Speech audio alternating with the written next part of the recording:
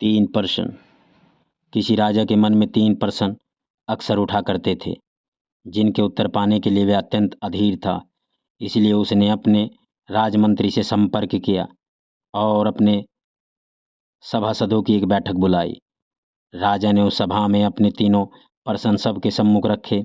वे थे: पहला, सबसे महत्वपूर्ण कार्य क्या होता है? दूसरा, परामर्श के लिए सबसे महत्वपूर्ण व्यक्ति कौन होता है? तीसरा, किसी भी निश्चित कार्य को करने का महत्वपूर्ण समय कौन सा होता है?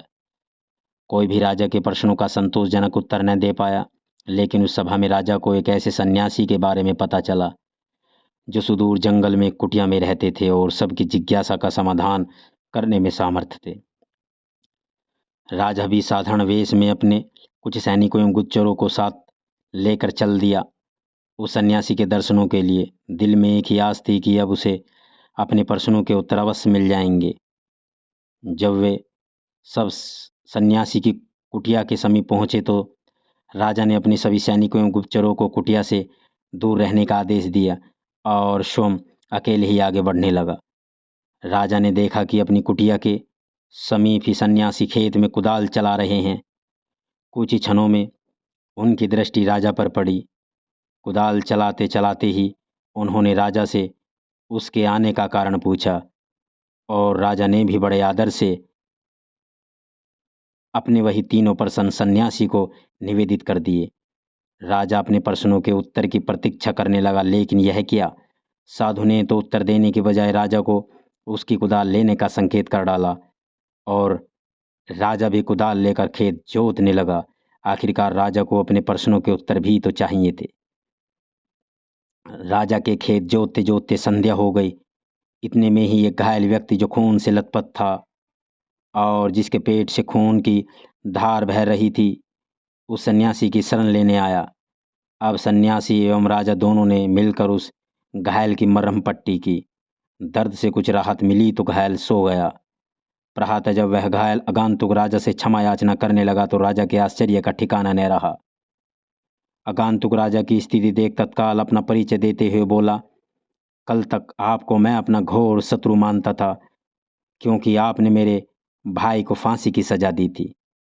बदले का अवसर ढूंढता रहता था। कल मुझे पता लग गया था कि आप साधारण वेश में साधु के पास आए हैं। आपको मारने के उद्देश्य से मैं यहाँ आया था और एक झाड़ी के पीछे छिप कर बैठ गया था, लेकिन आपके गुप्तचर मुझे पहचान गए और घातक हथियारों से मुझे चोट पहुंचाई। लेकिन आपने अपना शत्रु होने के बावजूद भी मेरे प्राणों की रक्षा की। परिमाण मेरे मन का द्वेष समाप्त हो गया। अब मैं आपके चरणों का सेवक बन गया हूँ। आप चाहे दंड दे या मुझे क्षमादान दे, यही आपकी इच्छा है। घायल की बात सुनकर राजा स्तब्ध रह गया और मन ही मन इस प्रत्याशित ईश्वरीय सहयोग के लिए प्रभु का धन्यवाद करने लगा। सन्यासी मुस्कुराया और राजा से कहने लगा, राजन, क्या अभी भी आपको अपने प्रश्नों के उत्तर नहीं मिले? राजा कुछ दुविधा में दिखाई दे रहा था, इसलिए सन्यासी ने ही बात आगे बढ़ाई। आपके पहले प्रश्न का उत्तर है, सबसे महत्वपूर्ण कार्य वही है जो हमारे सामने होता है। जैसे आपने मुझे खेत जोतते में सहयोग किया, यदि आप मुझे सहानुभूति न दिखाते तो आपके जीवन की रक्षा न हो पाती। आपका दूसरा प्रश्न था कि परामर्श के लिए कौन महत्वपूर्ण होता है, जिसका उत्तर आपको स्वयं ही मिल चुका है कि जो व्यक्ति हमारे पास उपस्थित होता है उसी से परामर्श मायने रखता है। जैसे उस घायल व्यक्ति को सहायता की आवश्यकता थी जिसके प्राण आपने बचाए, इस तरह आपका शत्रु भी आपका मित्र बन गया।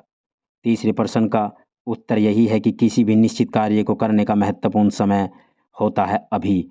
मित्रों, हमें वर्तमान के महत्व को कभी भी नहीं भूलना चाहिए।